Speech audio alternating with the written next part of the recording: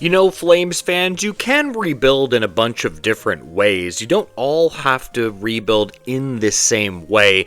But generally speaking, rebuilds follow the same structure. You kind of get rid of certain players. You look at a player's age and you think, okay, if a player is 26, then we can still keep him around for this rebuild. If a player is too far into their 30s, they kind of are cannon fodder, if you understand what I mean. Essentially, that they are ousted for draft picks. That's generally how it goes. But with the Flames, they've kind of done it a little bit differently. Like, I guess they do see veteran leadership as a value, which is true, but preferably you would kind of like that veteran leadership to be kind of guys that are on 1-year deals or something like that. But that's not how the Flames have gone about it. Well, we have some really interesting stuff and news to talk about, but welcome back to Pixel Plus Hockey. If you can make sure to hit that subscribe button, it would be greatly appreciated, and thank you so much to those that are already supporting me as well. It is very humbling.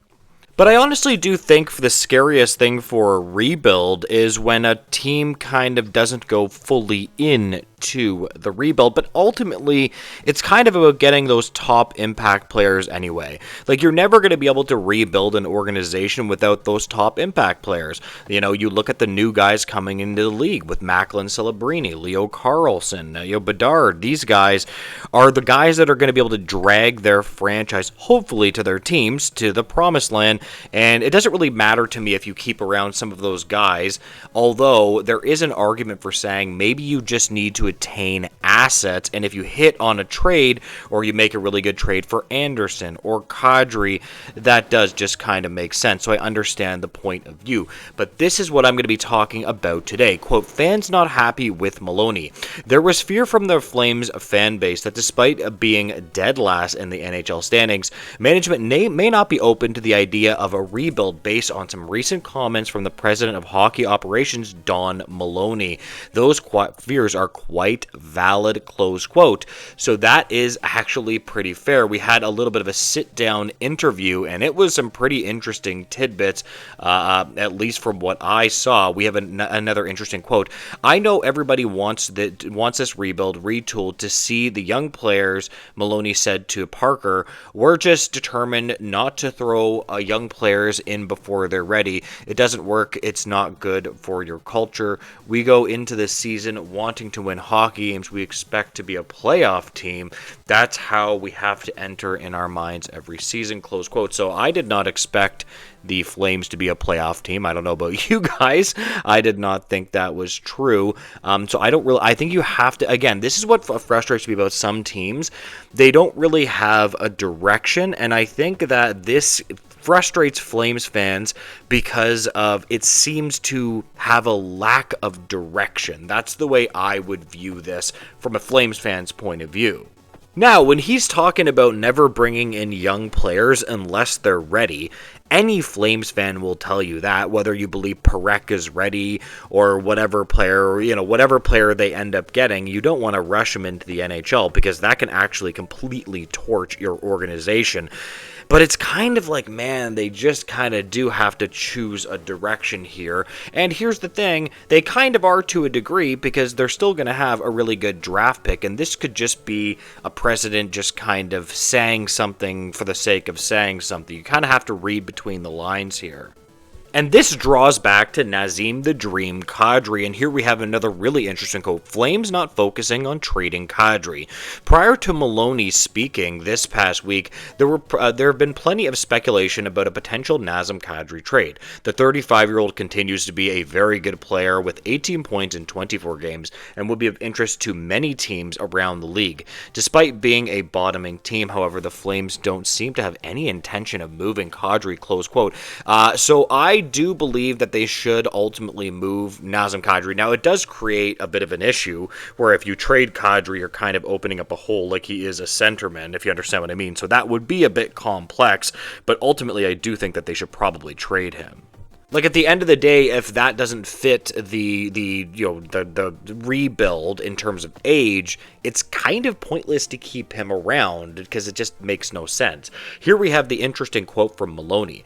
"I think we need more Kadris, not less," Maloney said during a sit-down interview with Francis. "We need more of that winning," close quote. So again, he's right here. I kind of agree with him. Like, we need more of that winning. That's obviously true.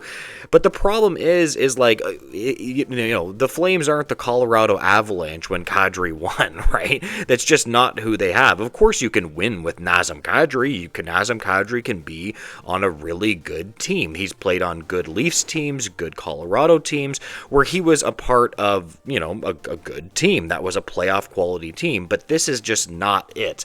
I really do kind of think that the Flames need to be completely broken down. Now, rebuilds aren't guaranteed. You still have to pick the really good players. You still need the players that you pick to be really good to end up, developing properly. And that goes for management, that goes for coaching, that goes for the young player, that goes for the players that are playing in the organization. But, rebuilds are certainly done one way, and they should probably be continued to be that way. Now, this is another really interesting quote that I like here. "Whether the Flames truly intend to keep Kadri or are perhaps not wanting to tip their hand remains to be seen. What is known is that there is plenty of time lining up to make a move for the veteran who is under contract till 2028-2029 season," close quote. So it's true that he is, available for the 2028-2029 season, but you want to, again, his value could also dip. You also have to keep this in mind. He is still producing quite well. He is a centerman. You could probably get a lot for him, but that's not guaranteed forever. What if in a year and a half, 6 months, let's say he completely falls off the map? Then what? Then what do you do? Your value for this player is going to completely drop, right? You could probably get a good amount for this player, just seeing as how desperate teams are for centers, and they, you kind of gotta hit when the iron's hot to be able to get assets for this player. And again, that goes for Rasmus Andersson as well. Like, I probably would want them to trade all of these players. And the good thing about it is the top assets for the Calgary Flames are actually the top things that are needed in the NHL, right? So they have a right-shot defenseman in Rasmus Andersson who is going to, command a lot, and a centerman. One other thing I quickly wanted to talk about is actually apparently the Flames are re-signing Craig Conroy. That's another thing. We don't know that yet, but apparently they're re-signing Craig Conroy, or they're in heavy negotiations with him. That was last Friedman update that I saw, so that's also really interesting. I'm also I have a bit of a hard gauge on how good of a GM he's been. I think he's been a pretty decent GM. You can kind of see the vision. I think that one of the things, with being a good GM is seeing the vision that the GM wants. And I see the vision with the Calgary Flames. I think they need to kind of chill on so many veterans, but that's just my opinion. Anyways, guys, I just wanted to talk about all that Flames news. If you could make sure to like, comment, and subscribe, I would greatly appreciate it, guys. And make sure to have a great day. Goodbye, guys.